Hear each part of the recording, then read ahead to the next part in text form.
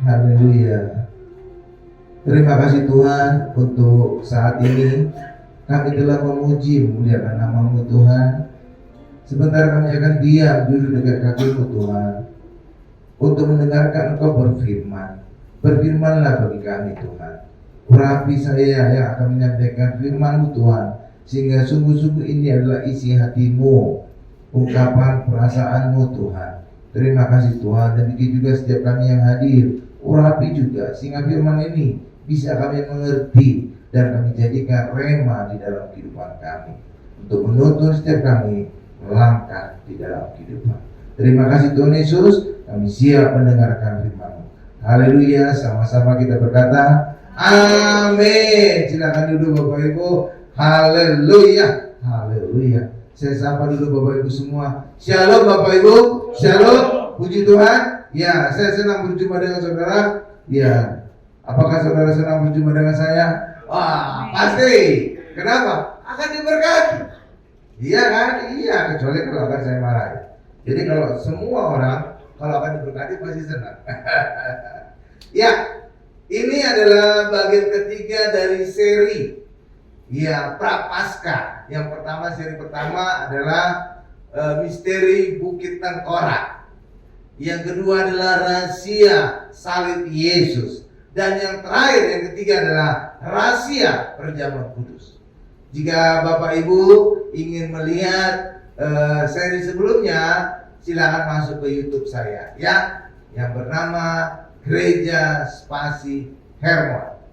Huruf besar semuanya, Gereja Spasi Hermon. Amin Bapak Ibu. Ya, saya percaya kita akan semakin mendapatkan pelajaran sikapan yang luar biasa. Nah, seri yang ketiga ini berjudul Rahasia Perjamuan Kudus. Kita akan melihat perjamuan kudus yang dilakukan oleh Tuhan Yesus bersama-sama dengan murid-muridnya yang banyak sekali dikenal dengan The Last Supper. Kalau Last Supper artinya apa Bapak Ibu? Berarti perjamuan kudus ini dilakukan tengah malam. Iya, pasti tengah malam. Iya ya. Kalau the last dinner, itu nggak tengah malam itu. Apalagi the last lunch, itu siang hari. Ini the last supper berarti tengah malam. Coba kita lihat Matius 26 ayat 26 sampai dengan 28 ya. Ya, ini luar biasa. Sekarang ada gambar-gambar supaya makin keren. Semakin juga mengena dan semakin gampang kita mengerti. Matius 26 ayat 26 sampai dengan 28. Ini ya, saya bacakan ya. Ini ayatnya 2 ayat saja, tetapi sebenarnya banyak mengundang kontroversi. Ya. Di mana Pak? Nih kita lihat dulu, kita masuk dulu. Matius 26 ayat 26 sampai dengan 28 demikian. Dan ketika mereka sedang makan, Yesus mengambil roti. Katakan sama-sama saya, roti. Jadi pertama yang dari Yesus adalah roti. Tapi kita lihat nanti ini berubah. Ya, lanjut. Mengucap berkat, memecah-mecahkannya, memecah-mecahkan atau menyobek-nyobeknya. Memecah-mecahkannya. Artinya ini bukan roti kayak roti tawar yang disobek-sobek, tapi dipecahkan kayak biskuit. Tuh, nanti saya akan tunjukkan gambarnya ya. Mitsa, contoh roti yang biasa dipakai pasca oleh orang Israel. Nah, lanjut lagi ya. Jadi ini kata-kata ini ada maknanya semua. Lalu memberikannya kepada murid-muridnya dan berkata, ambillah, makanlah, inilah tubuhku. Lihat, yang diambil Yesus roti, tapi ketika diberikan kepada murid-muridnya bukan lagi roti, tapi telah menjadi tubuh Yesus. Nah, di sinilah sering menimbulkan masalah bagi orang Kristen, sehingga mereka sampai berani-berani berkata, itu bukan tubuh Yesus, tapi lambang tubuh Yesus. Itu menambah-nambahin ucapan Tuhan Yesus. Iya Bapak Ibu. Iya. Padahal apa? Kalau firman Tuhan ditambah-tambahin, kita paling berkata malapetaka akan ditambahkan Tuhan. Iya Bapak Ibu, iya. Kalau kita paling berkata demikian. Iya kan? Dikata lambang banyak gereja kan? Iya. Kenapa? Mereka susah mengerti bagaimana bisa roti berubah menjadi tubuh Yesus. Mereka itu meragukan kuasanya Tuhan. Iya dong. Apa susahnya bagi Tuhan merubah roti menjadi tubuh Yesus? Benar nggak Bapak Ibu? Iya, langit dan bumi saja diciptakan hanya berfirman. Apalagi merubah roti menjadi tubuh Yesus? Apa susahnya? Cuma karena seringkali orang Kristen mencekali Allah, membuat Allah yang maha besar harus bisa masuk ke dalam otaknya mereka yang kecil, sehingga mereka berpikir, bagaimana ya bisa roti menjadi tubuh Yesus? Gitu Bapak Ibu. Jadi mereka sedang mengkerdilkan Allah yang maha besar. Ini satu, ya. Lanjutkan lagi. Iya, 2 ayat ini udah banyak kontroversinya. Terus lanjut. Sesudah itu yang mengambil cawan, katakan sama-sama saya, cawan. Nah, ini cawan yang berisi anggur ya. Oke, lanjut. Mengucap syukur, lalu memberikannya kepada mereka dan berkata, minumlah kamu semua dari cawan ini. Ayat 28. Sebab inilah darahku, bukan lagi anggur. Saudara itu? Saudara itu berubahnya itu?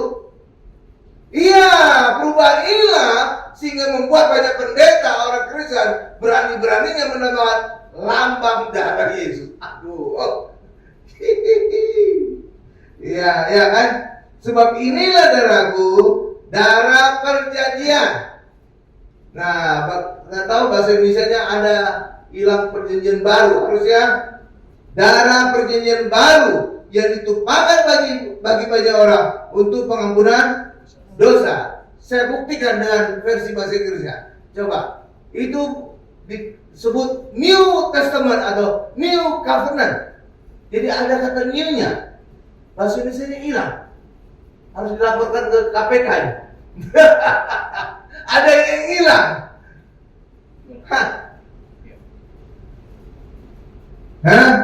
Coba di blogmu yang New Testament. Lu lihat, ada kata new-nya kan? Iya kan? Ini King James atau King James Version? King James. Sekarang New. Itu menjadi New Covenant. Coba kita lihat. Ada kata new-nya, tapi nggak tahu di bahasa Indonesia hilang kata new-nya. Ada dikorupsi. Ayat aja dikorupsi. Haleluya Bapak, harus dilaporkan ke KPK. Iya kan? Iya. Ini mesti yang tadi. Susah Ibu ya? Ini udah berubah. Yang King James. Ini KJV. Nah, New Testament. Yang tadi New Covenant. Jadi ada perbedaan ya. Harus beda. Yang KJV plus ya?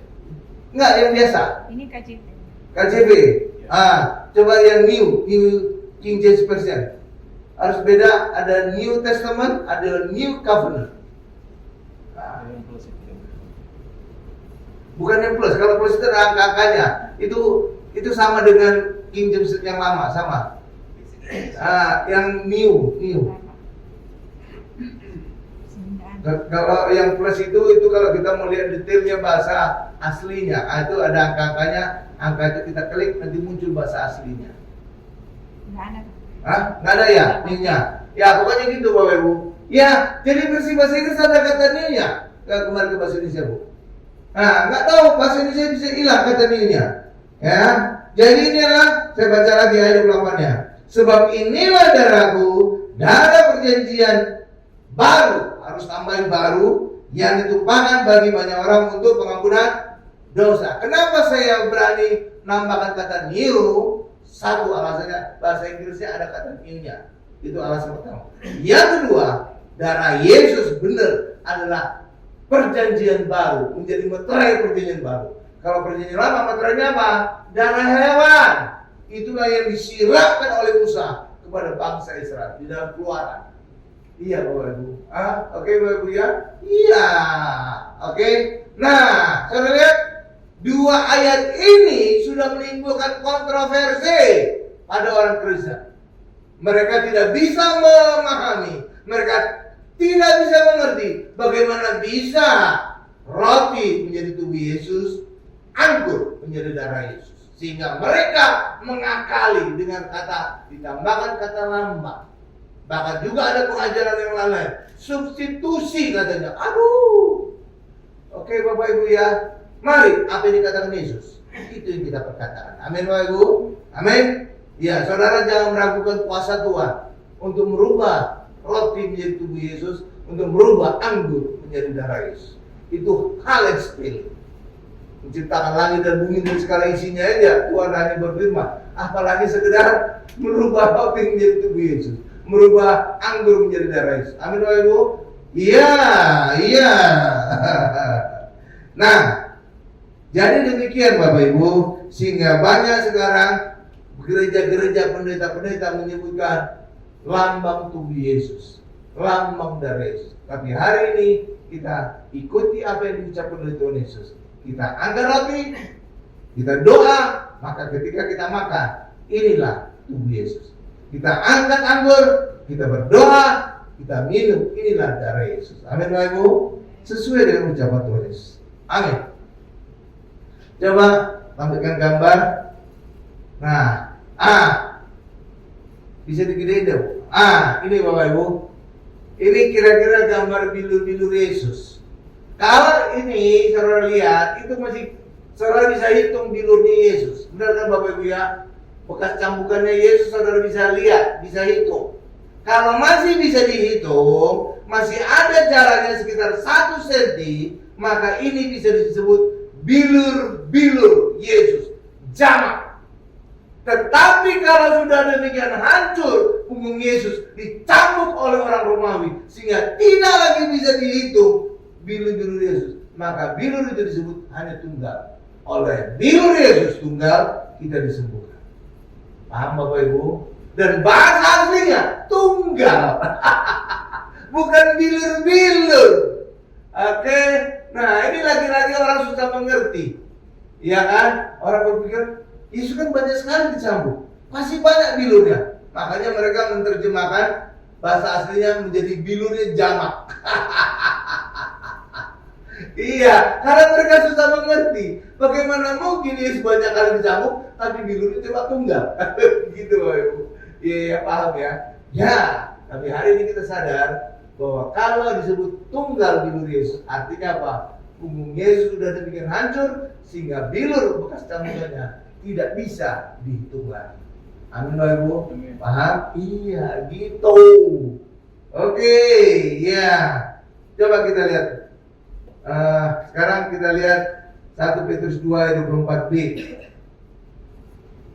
Nah, ini disebut oleh bilur Yesus kita telah sembuh. Nih, ini juga ada rahasia nih. Pokoknya saya selalu ngomong rahasia-rahasia. Kenapa? Karena ujung dari rahasia ada penyingkapan. Gitu Bapak Ibu. Iya dong.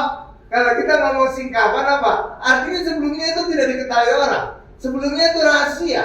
Oke. Nah, ini saya bacakan. Ya, saya bacakan dari awal saja.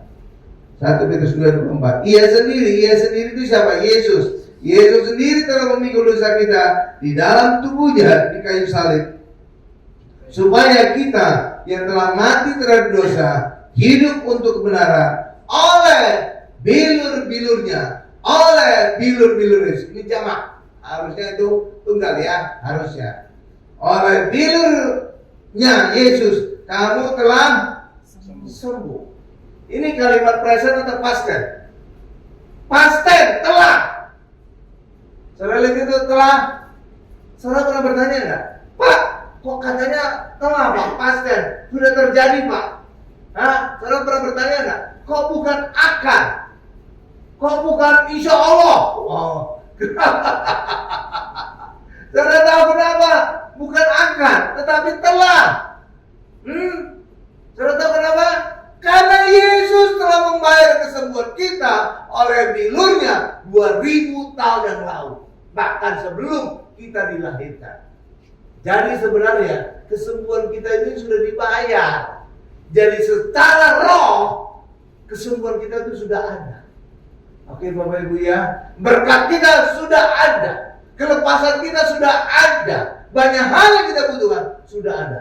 Lalu bagaimana Pak agar apa yang ada dalam alam roh ini kita alami dalam kehidupan kita? Itulah lewat iman kita.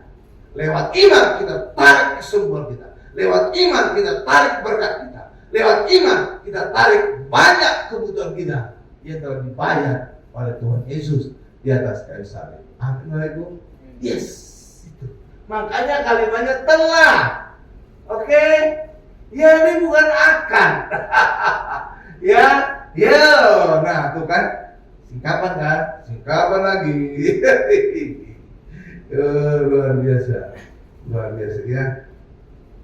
Ya, kembali ke gambar Bu. Ini saya mau tampilkan gambar yang ketiga. Nah, digedein Bu. Nah, ini tentang darah Yesus. Jadi Yesus itu sebenarnya Yesus itu mengalami 2 kali hukuman mati loh Bapak Ibu. Iya. Apa hukuman mati pertama? Hukuman mati pertama adalah dicambuk itu. Banyak orang ketika dicambuk udah mati duluan. Karena apa? Mengerikan sekali cambuknya. Sampai bolong itu punggungnya Yesus. Banyak orang sudah infeksi tuh. Infeksi mati. Udah kelihatan organ-organ di dalam badan Yesus. Kan bisa mati orang. Iya kan? Iya. Jadi sebenarnya Yesus itu mengalami 2 hukuman mati. Pertama cambukan itu, yang kedua adalah penyaliban Yesus. Ya, lewat penyambungan Yesus, itulah kita dapatkan bilur Yesus. Itulah kita dapatkan tubuh Yesus yang kita makan. Amin. Lewat kematian Yesus di atas kayu salib, itulah kita dapatkan darah Yesus yang tercurah. Ya, Bapak Ibu. Ya. Kita dapatkan darah Yesus yang tercurah. Ya. Nah, yang luar biasa sekali lagi,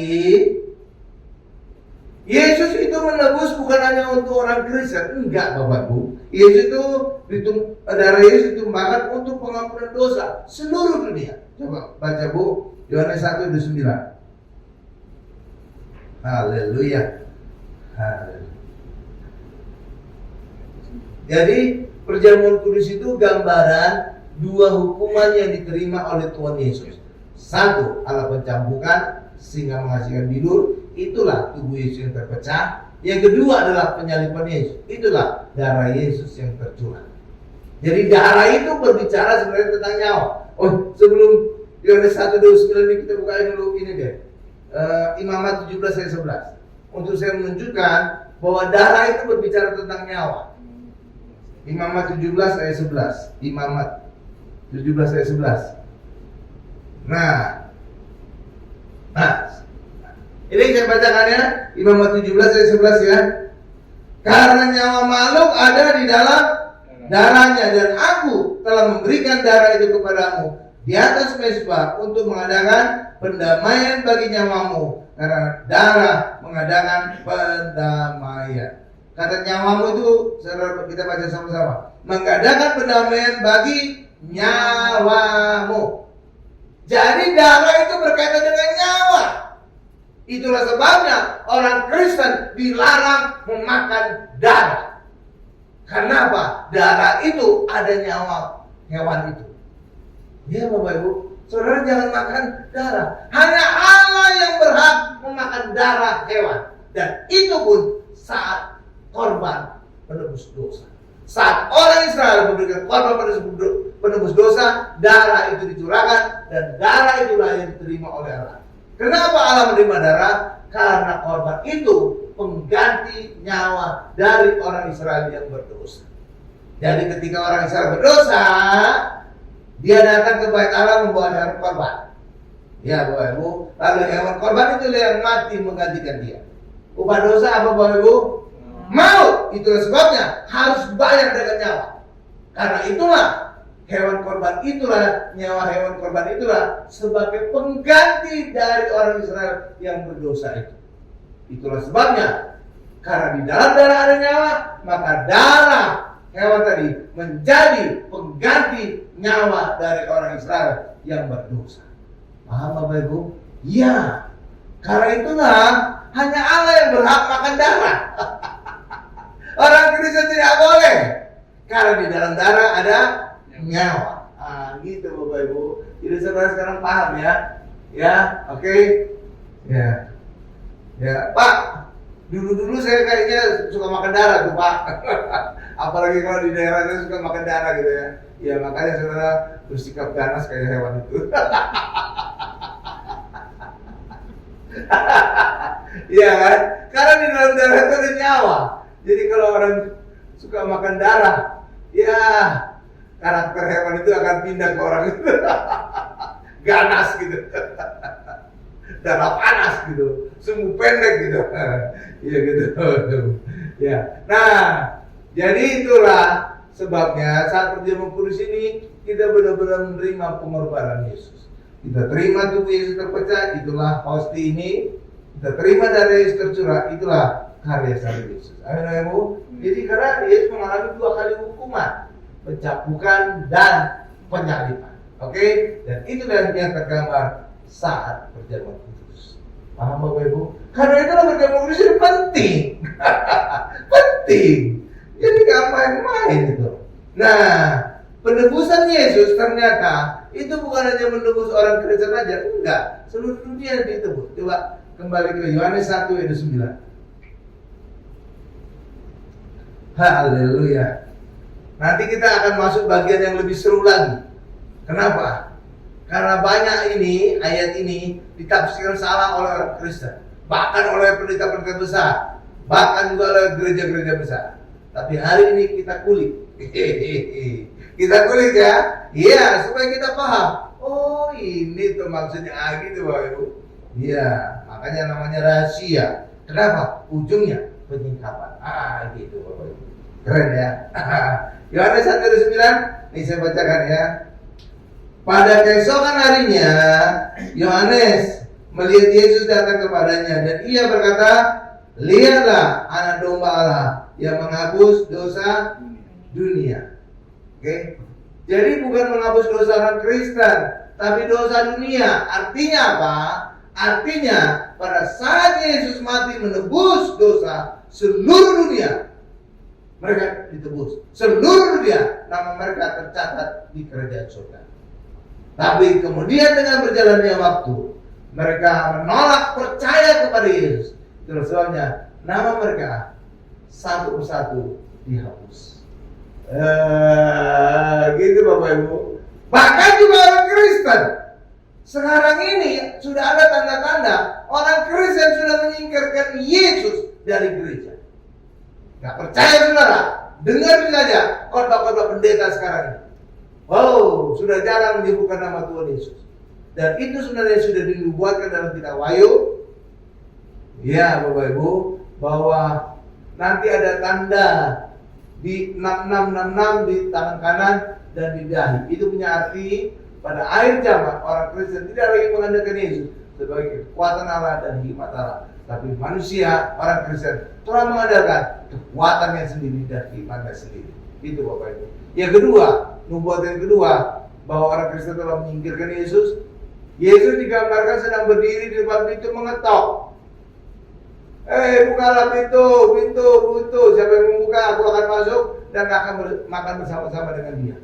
Itu Yesus itu bukan harus, ya itu Yesus ada di luar, itu gak boleh. Yesus harusnya di dalam rumah. Tapi gak tahu sekarang banyak orang telah menyingkirkan Yesus di luar gereja. Iya Bapak Ibu, iya. Karena itulah saudara jangan membeli foto ini.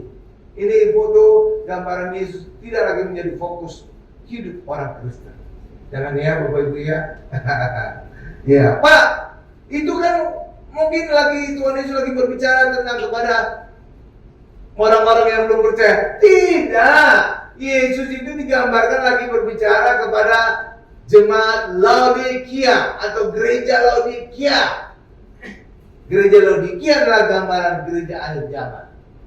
Iya Bapak Ibu, nanti saudara baca ya di rumah ya, Wahyu tentang gereja Laodikia. Iya, Yesus berdiri di depan itu.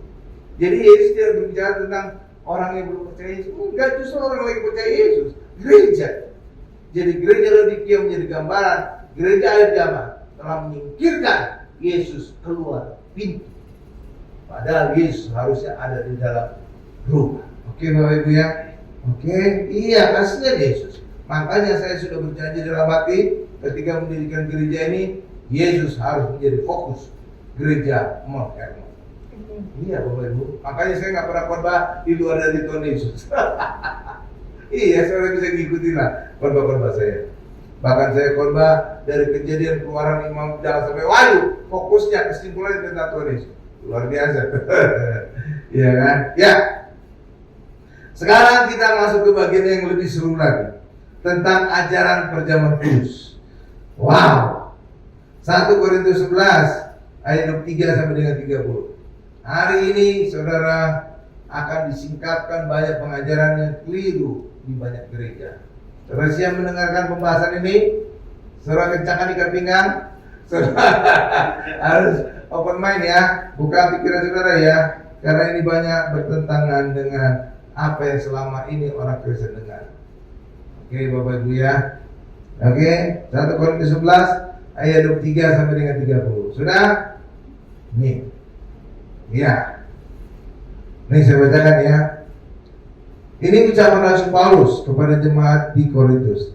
Sebab apa yang telah kuteruskan kepadamu telah aku terima dari Tuhan, yaitu bahwa Tuhan Yesus pada malam waktu ia diserahkan mengambil roti, dan sesudah itu ia mengucap syukur atasnya. Ia memecahkannya, bukan menyobek-nyobek ya, memecah-mecahkan. Artinya apa? Sebenarnya roti Paskah orang Israel itu seperti biskuit, dipecahkan, bukan disobek. Oke, nih saya tunjukkan bentuknya. Nah, inilah rotinya orang Israel nih, kayak biskuit ini, biskuit. Nanti ada gambarnya juga ya, nanti akan ditunjukkan. Mecah-mecahkannya dan berkata, inilah tubuhku. Jadi yang diambil roti, tapi ketika diberikan itu jadi inilah tubuhku yang diserahkan bagi kamu. Perbuatlah ini menjadi peringatan akan aku. Jadi perjamuan kudus itu adalah peringatan akan Yesus. Kalau peringatan akan Yesus, maka orang Kristen harus sesering mungkin melakukan perjamuan kudus. Oke, Bapak Ibu paham? Iya, makanya gereja kita menghormat melakukan perjamuan kudus sesering mungkin.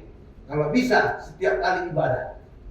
Ya, cuma ada beberapa ibadah yang enggak. Seperti contohnya ibadah kantoran karena terlalu singkat, jadi nggak sempat perjamuan kudus. Oke, Pak Ibu.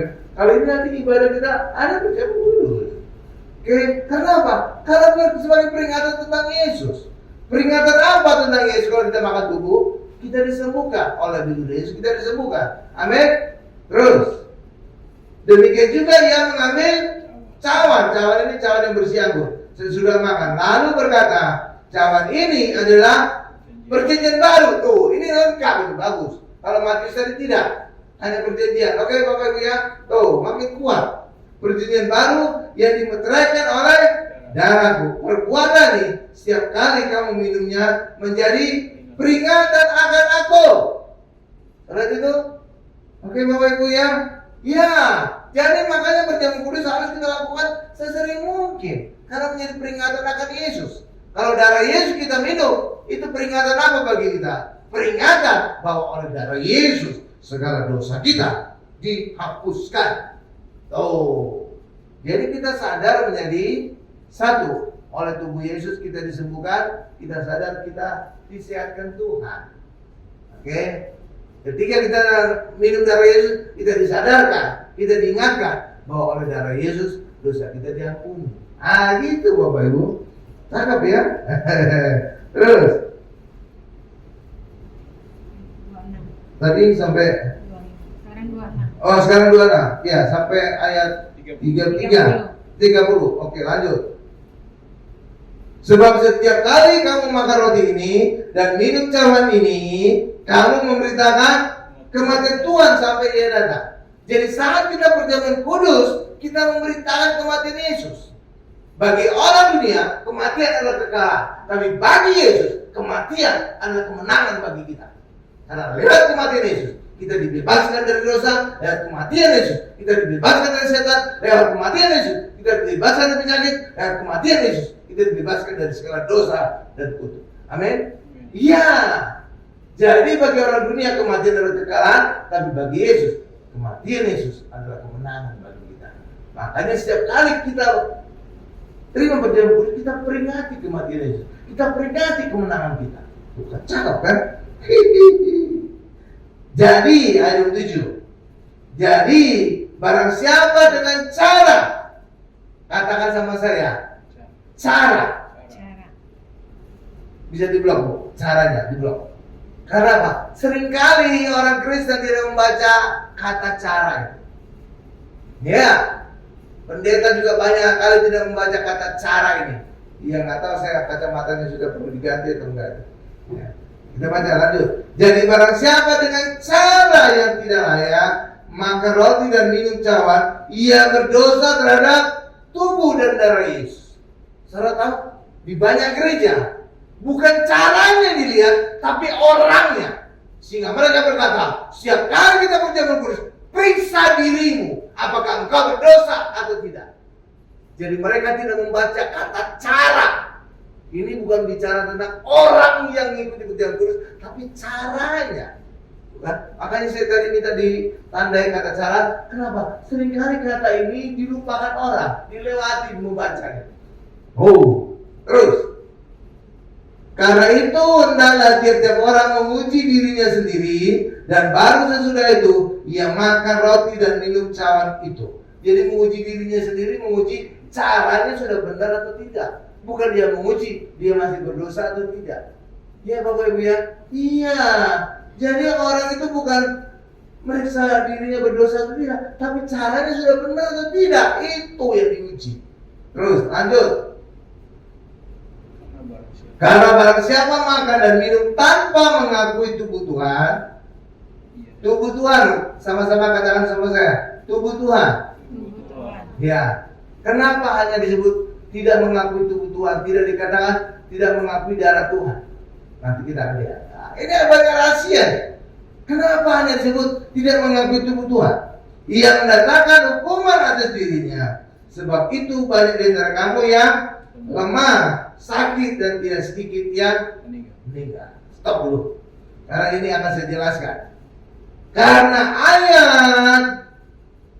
ayat 30 ini banyak orang takut terima perjamuan kudus.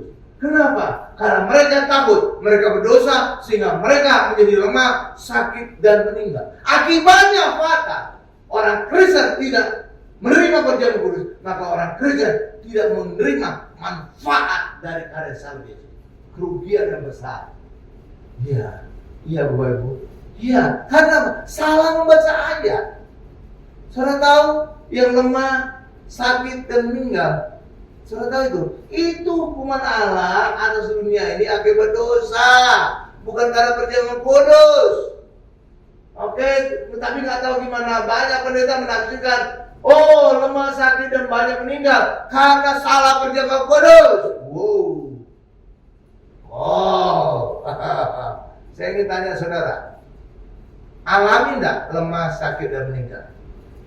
Sebelum orang meninggal biasanya apa? Sakit dulu. Sebelum sakit biasanya lemah dulu, meriang-meriang gitu. Baru udah sakit beneran, setelah sakit tit gitu. Game over kan? Ini proses alami. Di mana-mana di seluruh dunia, sebelum meninggal umumnya orang sakit dulu. Sebelum sakit umumnya orang lemah dulu. Nggak fit gitu Bapak Ibu. Ya kan? Jadi ini proses alami, bukan karena perjamuan kudus. Oh, banyak pendeta tidak baca ayat ini dengan benar. Oke, sehingga mereka menafsirkan akibat salah perjamuan kudus, maka orang menjadi lemah, sakit, dan banyak meninggal. Sehingga akibatnya jemaat, yang rada telmi juga, setelmi pendetanya, sehingga ngeri juga kalau salah perjamuan kudus, sehingga mereka takut perjamuan kudus. Bukan? Dampaknya besar. Iya. Saudara tahu, lemah, sakit, dan meninggal itu proses alami di mana-mana di seluruh dunia. Umumnya sebelum orang meninggal sakit dulu. Sebelum sakit umumnya lemah dulu. Benar tak Bapak? Jadi bukan dalam perjamuan kudus. Lalu dampak perjamuan kudus apa? Dampak perjamuan kudus mengurangi hukuman dunia ini. Sehingga orang tidak lagi lemah, tapi menjadi kuat. Orang tidak lagi sakit, tapi sehat. Orang tidak lagi mati muda, tapi panjang umur. Kenapa? Dampak dari perjamuan. Tapi kalau salah melakukan perjamuan kudus, caranya salah, maka perjamuan kudus itu tidak berdampak. Maka hukuman dunia yang memang dijatuhkan Allah atas dosa manusia, itu akan terjadi dengan sendiri. Jadi bukan karena perjamuan kudus yang salah, bukan. Baca ayat yang benar.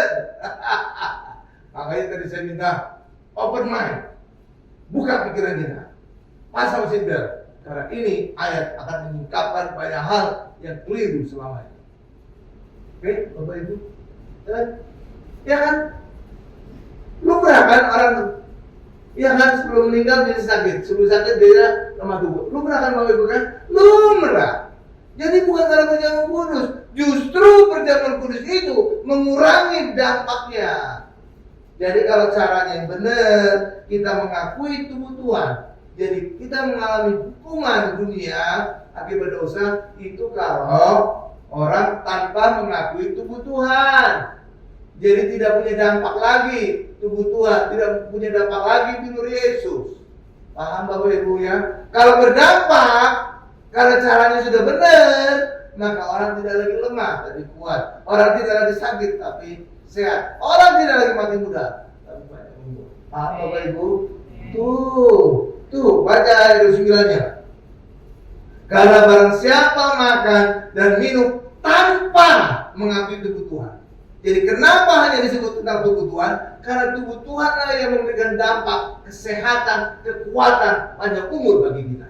Sedangkan darah Tuhan punya dampak penebusan dosa. Itu untuk kehidupan yang kekal. Paham Bapak Ibu? Jadi perjamuan kudus itu punya dampak masing-masing.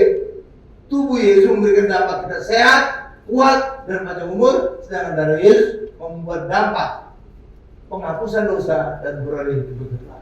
Makanya hanya disebut tanpa mengakui tubuh Tuhan. Paham Bapak Ibu? Tuh lihat. Oke, iya. Makanya hari ini saudara disingkapkan banyak. Kalau perlu ini khotbah saya di-share kepada pendeta-pendeta saudara yang aneh-aneh itu. Iya. Supaya mata mereka terbuka. Seringkali mereka dapat pengajaran yang salah. Dampaknya juga pada jemaat. Sehingga jemaat nggak berani lagi perjamuan kudus.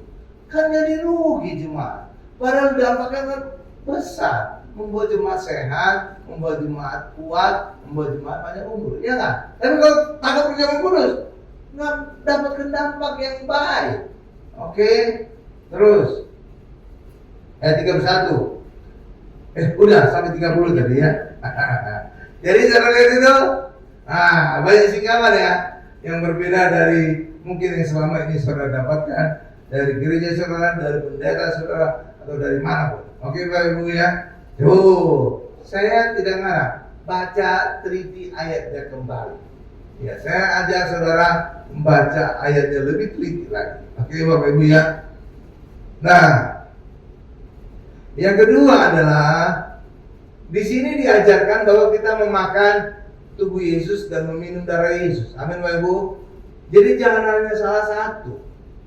Di gereja tertua itu kita hanya dapat tubuh Yesus saja, darahnya diminum oleh pimpinan ibadahnya. Benar nggak Bapak Ibu? Iya, pokoknya gitulah. Ya kan? Padahal ini diajarkan kita minum dua-duanya. Kita makan tubuhnya, kita minum darahnya. Benar nggak Bapak Ibu? Iya. Tapi di tempat lain nggak tahu saya tahu lah sendiri. Ya, itu cuma kita dikasih tubuh Yesus saja. Darahnya nggak dikasih. Ya kan? Iya. Itu yang lagi catat saya. Yang kedua, catatan kedua, perjamuan kudus itu tidak boleh dicampur. Maksudnya apa dicampur Pak? Maksudnya tubuh Yesus itu jangan dicelup-celupkan pada darah Yesus. Jangan. Iya Bapak Ibu. Iya. Jangan dicelup-celupkan. Kalau saudara celup-celupkan, itu sama dengan tindakan Yudas Iskariot yang mencelupkan roti perjamuan kudus ke cawan. Itu kan? Iya. Saudara kan nggak ingin seperti Yudas Iskariot kan? Jangan dicampur-campur, jangan dicelup-celupkan itu tubuh Yesus. Oke? Iya. Itu ada di Markus 14 ayat 20. Coba dibuka aja Bu, supaya orang-orang terbuka matanya. Itu bukan karang-karang pendeta, tapi ini ayat. Iya, makanya perjamuan kudus itu banyak menimbulkan kontroversi. Bahkan sejak awal saat perjamuan kudus, iya, banyak murid-murid bertengkar setelah mereka. Iya, itu kan. Markus 14 ayat 20 20 Nah, ia menjawab, orang itu ialah salah seorang dari kamu yang 12 ini. Dia mencelupkan roti ke dalam satu pinggan dengan aku. Oh, oke. Mencelupkan. Jadi saudara jangan ikut-ikutin Yudas Iskariot ya. Jangan ya. Oke. Oke ya. Jadi makanya bagi kita hari ini, mari kembali ke ayat, back to Bible, baca ayat lebih sungguh-sungguh, lebih teliti, supaya kita tidak keliru perjamuan kudusnya. Amin. Jadi yang dipermasalahkan bukan orang yang berdosa atau tidak, tapi caranya yang keliru. Oke. Ya, makanya tadi saya minta diarsir kata caranya. Nah, tapi nggak tahu gimana, banyak pendeta tidak membaca kata caranya, tapi dilihat orangnya. Oke. Nah, jadi karena perjamuan kudus ini adalah peringatan akan Yesus, maka kita harus sesering mungkin melakukannya. Amin, Bapak Ibu. Ya, kita sering perjamuan kudus, saat kita makan tubuh Yesus, kita diingatkan akan oleh bilur Yesus, kita disembuhkan. Saat kita perjamuan kudus, kita minum darah Yesus, kita diingatkan bahwa oleh darah Yesus, dosa kita telah diampuni. Sehingga kita menjadi maha kudus. Bukan hanya kudus, maha kudus. Buktinya kita maha kudus adalah Roh Kudus mau turun atas kita dan menjadikan kita baik Roh Kudus. Roh Kudus itu Allah, maha kudus. Kalau kita masih kudus saja, nggak mau itu Roh Kudus turun atas kita. Jijik, ya lihat kita. Iya Bapak Ibu, harus kita maha kudus, dan kekudusan kita bisa maha kudus kalau oleh darah Yesus. Itulah sebabnya kita tidak mungkin dengan perbuatan kita menjadi maha kudus. Amin Bapak Ibu. Amin. Iya. Kenapa? Yesaya 64 ayat 6 jelas berkata, kesalehanmu, kekudusanmu seperti kain kotor. Itu kata ayat, bukan kata saya. Oke Bapak, iya. Bahkan terjemahan baru yang Alkitab terbaru, revisi kedua, disebut kain kotor, hai wanita. Jadi zaman dulu orang nggak pakai softtek, kapas, tapi kain. Gitu Bapak Ibu. Iya. Kalau sekarang kan disposal, pakai sekali buang, gitu kan. Kalau zaman dulu mana ada gitu-gitu. Iya kan? Iya. Oke. Jadi caranya ya yang tidak layak ya. Jadi bukan orangnya. Jadi cara yang tidak layak adalah tidak mengakui tubuh Tuhan. Dan itulah yang banyak dilakukan banyak pendeta, banyak gereja.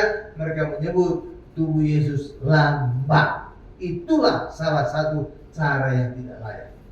Menyebut tubuh Yesus lambang. Oke Bapak Ibu ya. Ya, karena itulah kita tidak lagi menyebut tubuh Yesus adalah lambang. Oke? Oke Bapak Ibu ya. Haleluya.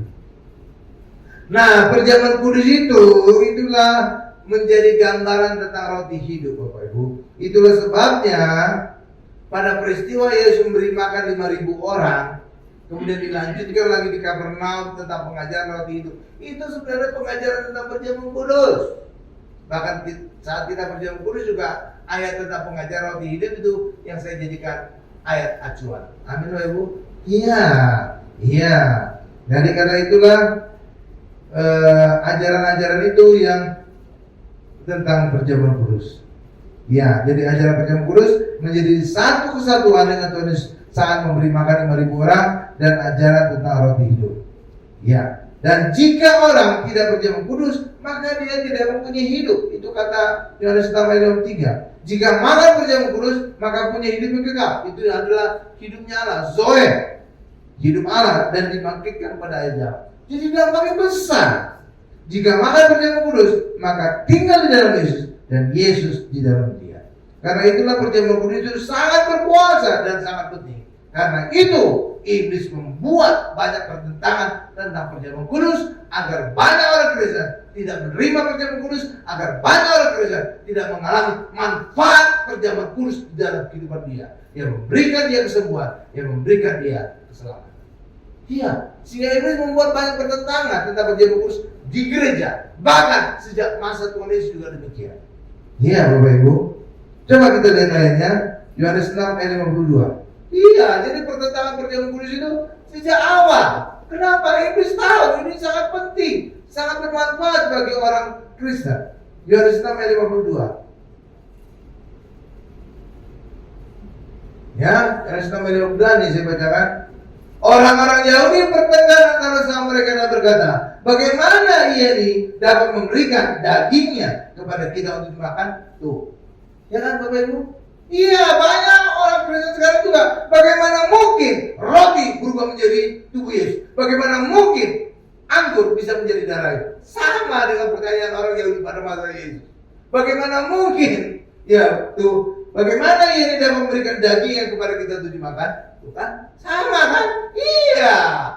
Jadi iblis membuat pertentangan supaya apa? Supaya umat Tuhan tidak mendapatkan manfaat yang besar dari perjamuan kudus. Iya Bapak Ibu. Iya, makanya kalau saudara lihat pertentangan paling banyak di gereja tentang perjamuan kudus. Iya. Iya. Bahkan akibat pengajaran Tuhan Yesus tentang roti hidup, banyak murid-murid meninggalkan Yesus. Iya, itulah Yohanes 6 ayat 66. Sehingga ayat ini kemudian juga dimunculkan lagi dalam kitab Wahyu tentang angka 666. Banyak orang berpikiran angka 66 itu kitab tetangga sebelah. Iya, enggak, justru di dalam Alkitab kita Yohanes 6 ayat 66. Coba kita buka Bu. Yohanes 6 ayat 66. Pada saat itu banyak orang meninggalkan Yesus. Iya, Bapak Ibu. Haleluya. Haleluya. Saudara bisa melihat singkapan tentang perjamuan kudus. Banyak hal yang susah ya. Karena sudah melotok dalam pikiran kita ajaran perjamuan kudus dari tempat lama kita. Tapi saya ingin mengajak kita untuk melihat, memperbarui cara berpikir kita. Saya tidak mengacu kepada luar-luar, saya mengacu kepada Alkitab yang seringkali tidak teliti dibaca banyak pendeta. Iya ya. Oke Bapak Ibu ya. Yohanes 6 ayat 66, coba saudara-saudara sudah. Nah, jadi angka 66 itu bukan di kitab tetangga sebelah, justru di Alkitab kita. 66 itu artinya apa? Angka anti-Kris, anti-Kristus. Anti artinya apa? Menolak Kristus. Rimso antinoda artinya menolak noda. Nah, gitu Bapak Ibu. Jadi orang menolak Yesus, itulah antikris. Oke, nih, coba Yohanes 6 ayat 6. Mulai dari waktu itu banyak murid-muridnya mengundurkan diri dan tidak lagi mengikut dia. Inilah antikris. Tidak lagi mengikut Yesus atau menolak Yesus. Amin. Kenapa bisa terjadi demikian? Karena ajaran perjamuan kudus itu keras. Ajaran perjamuan kudus itu menggoncangkan iman. Oh, bukan kata saya loh Bapak Ibu. Iya. Coba kita buka Bu, Yohanes 6 ayat 60 atau 61. Enggak tahu saya yang mana itu.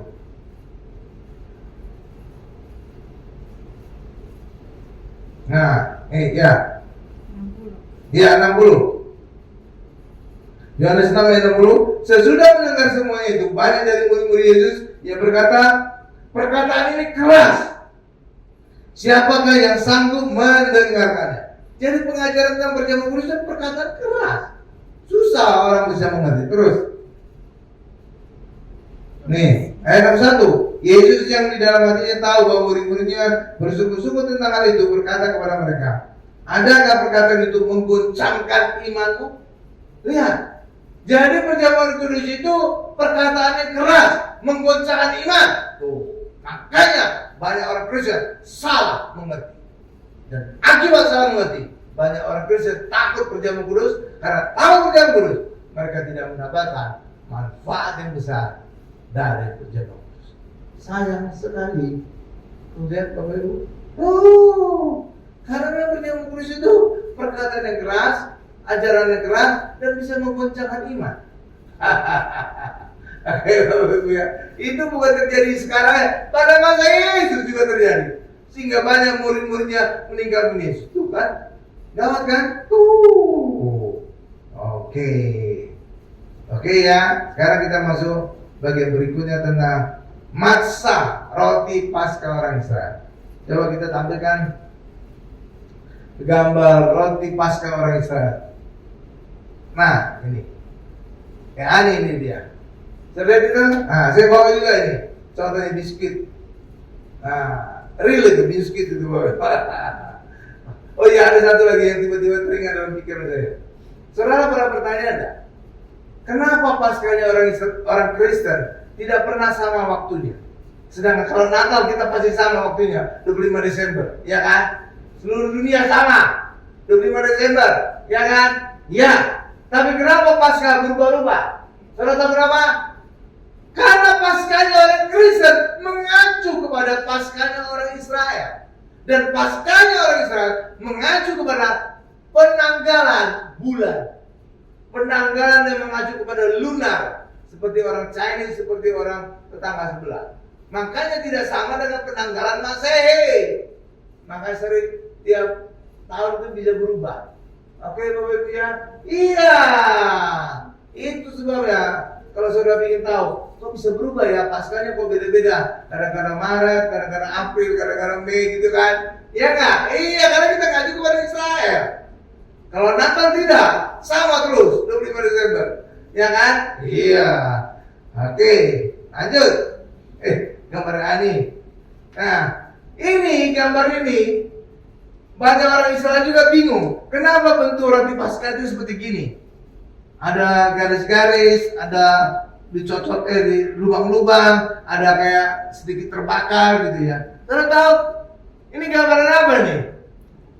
Gambaran tubuh Yesus yang bergaris-garis karena cambukan, yang berlubang-lubang, iya, dan terbakar, dibakar oleh murka Allah. Ini, jadi orang Israel nggak ngerti kenapa roti Paskah mereka seperti gini. Orang Kristen, kita lebih ngerti sekarang. Kenapa? Karena inilah gambaran penderitaan Yesus. Tubuh Yesus dibuat bergaris-garis karena cambukan. Tubuh Yesus dibuat berlubang-lubang. Dan tubuh Yesus juga seperti terbakar oleh murka. Itulah Paskah, roti Paskah yang namanya matzah. Ini roti Paskahnya orang Israel, matzah. Oke Bapak Ibu ya, matzah. Ternyata ini rupanya ribuan tahun lalu sudah ada. Jadi biskuit kita selama ini kayak gini. Ini biskuit Roma ini sudah biskuit Roma. Nah, karena dia biskuit, pada saat dimakan, diapain? Dipecah-pecah, bukan disobek-sobek. Tuh lihat, biskuit itu dipecahin. Oke, makanya tadi saya minta ditandai kata Yesus mencah-mencahkan roti. Iya kan? Bukan disobek-sobek kan? Kenapa? Roti Paskah ini seperti gini. Jadi bukan yang bentuknya kayak roti tawar gitu. Kalau bentuknya kayak roti tawar, iya disobek-sobek. Tapi kalau bentuknya kayak biskuit, itu dipecah-pecah. Oke? Jadi Alkitab itu cakep. Ada alur ceritanya. Nggak asal-asalan ditulis. Luar biasa ya. Tuh, bentuknya kayak biskuit. Bener. Mirip sama seperti ini. Tuh lihat. Tuh lihat. Ini bisa dimakan tuh Bapak Ibu. Tapi jangan dicoba. Udah 2 minggu soalnya. Jangan-jangan udah dijemur ya. Oke ya Bapak Ibu. Iya tuh. Iya matzah. Oke Bapak Ibu. Luar biasa ya. Haleluya, haleluya. Karena itulah luar biasa sekali gitu Bapak Ibu. Nah, ada lagi. Ada lagi 2 ayat lagi, setelah itu kita kesimpulan ya. Ya, masih waktunya banyak. Tenang aja Ibu Lovely. PP-nya waktunya utuh. Nah, kita baca ayat 2 terakhir, Keluaran 12 ayat 3. Keluaran 12 ayat 3. Nah, saudara bisa dapatkan sesuatu dari singkapan perjamuan kudus ini? Bisa ya. Kalau saudara ingin ngulang lagi ya tinggal ikutin aja video di YouTube. Nanti malam saudara sudah saya upload. Saya cepat kerjanya, gercep. Saya soalnya hobi ngedit foto, ngedit video. Saya suka. Kadang-kadang saya lupa waktu. Iya, itu yang hobi saya. Iya. Makanya saya pendeta tapi juga suka YouTube gitu ya. Suka ngedit saya. Makanya gambar-gambar keluarga juga saya banyak edit. Contohnya yang saya edit itu gambar keluarga, wisuda keluarga. Wisuda keluarga kan biasanya beda-beda kan waktunya kan. Lah iya beda dong. Ada ini kapan, tahun berapa. Itu bisa saya gabung. menjadi foto keluarga. Kan keren kan? Keren kan? Saya buat itu. Berani bayar? Wan Biro. Biar saya buatin. Nggak bercanda. Buat saudara gratis lah. Keluaran 12 ayat 3. Nih, saya bacakan ya. Keluaran 12 ayat 3. Katakanlah kepada segenap jemaat Israel, pada tanggal 10 bulan ini, diambillah oleh masing-masing seekor anak domba menurut kaum keluarga. Seekor anak domba untuk tiap-tiap rumah tangga. Saudara itu, tiap-tiap rumah tangga. Katakan bersama saya, tiap-tiap rumah tangga. Dalam rumah tangga ada bapak, ibu, dan anak. Benar nggak bapak ibu? Iya kan? Artinya apa? Domba Paskah ini dimakan seisi keluarga, seisi rumah, termasuk anak-anak. Artinya juga sekarang ini perjamuan kudus boleh diterima oleh anak-anak. Karena banyak ajaran di luar sana, anak-anak tidak boleh terima perjamuan kudus. Iya Bapak Ibu, saya ingin tunjukkan buktinya, acuannya pada masa Israel. Oke? Iya, domba Paskah dinikmati, dimakan oleh seisi rumah, termasuk dimakan oleh anak-anak. Artinya perjamuan kudus yang adalah gambar dari domba Paskah bisa dimakan juga oleh anak-anak kita. Tetapi yang mengangkat, yang mendoakan itu orang tuanya. Lalu setelah didoakan, diberikan kepada anaknya. Sama juga saat Israel dulu, yang memotong domba itu orang tuanya, bukan anaknya. Kalau anaknya yang memotong, bisa tersembelih juga itu anak. Benar kan Bapak Ibu? Pegang-pegang parang, anak kecil bisa lehernya kepotong. Makanya yang memotong orang tuanya domba Paskah ini. Tapi setelah dipotong, dimakan oleh sisi rumah, sisi keluarga. Paham Bapak Ibu? Makanya perjamuan kudus juga bisa dinikmati, bisa diterima oleh anak-anak. Ini dasar ayat. Paham Bapak Ibu? Paham? Iya. Jadi nggak ngawur, nggak asal-asalan. Boleh dikasih nggak ya? Boleh dikasih nggak? Boleh? Nggak ada dasar ayatnya. Oke, lanjut. Jadi anak-anak boleh menerima perjamuan kudus, tapi yang mengangkat orang tuanya, seperti juga yang menyembelih domba Paskah adalah orang tuanya. Nah, domba Paskah selalu lebih besar dari keluarga. Coba kita baca ayat ini, dan ini menjadi ayat terakhir bagi kita. Keluaran 12 ayat 4. Asik. Semoga saudara bisa paham singkapan tentang rahasia perjamuan kudus ini. Memang ini rada kontroversial ya. Karena sejak masa Tuhan Yesus ini kontroversial. Membuat orang-orang Yahudi bertengkar, membuat banyak murid-murid juga meninggalkan Yesus. Ya kan itu kan artinya kontroversial. Benar nggak Bapak? Iya. Keluaran 12 ayat 4 sudah di sana. Nih saya bacakan ya ayat terakhir kita ya.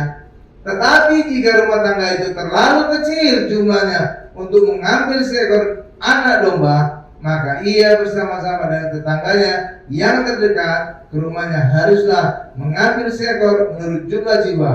Tentang anak domba itu kamu buatlah perkiraan menurut keperluan tiap-tiap orang. Artinya apa? Domba itu tidak pernah lebih kecil daripada keluarga. Domba selalu lebih besar dari keluarga itu. Benar Bapak Ibu ya? Artinya apa? Makna rohaninya. Artinya apa?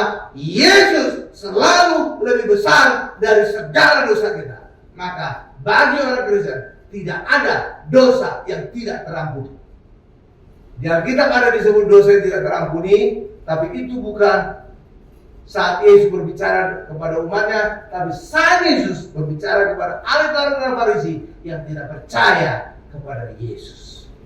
Gitu Bapak Ibu. Jadi bagi orang Kristen tidak ada dosa yang tidak terampuni. Amin Bapak Ibu ya.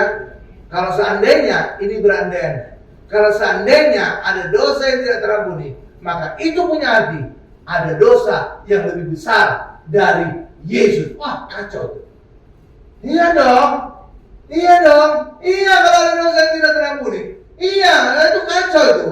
Makanya bagi orang Kristen seluruh dosa bisa diampuni oleh Yesus, tapi bagi orang keluar Yesus, benar mereka dosanya masih ada karena mereka tidak percaya kepada Tuhan Yesus. Amin Bapak Ibu. Amin. Haleluya. Iya, karena itulah bagi kita hari ini, saudara tenang, Tuhan Yesus selalu lebih besar dari segala dosa kita. Sehingga bagi orang Kristen tidak ada dosa yang tidak terampuni. Kesimpulan, perjamuan kudus adalah warisan Tuhan Yesus bagi kita yang sangat penting dan penuh kuasa untuk memberikan kita kesembuhan dan berkat serta mengampuni segala dosa kita. Amin. Bapak Ibu, berikan kemuliaan luar biasa bagi Tuhan Yesus. Kita tundukkan kepala kita.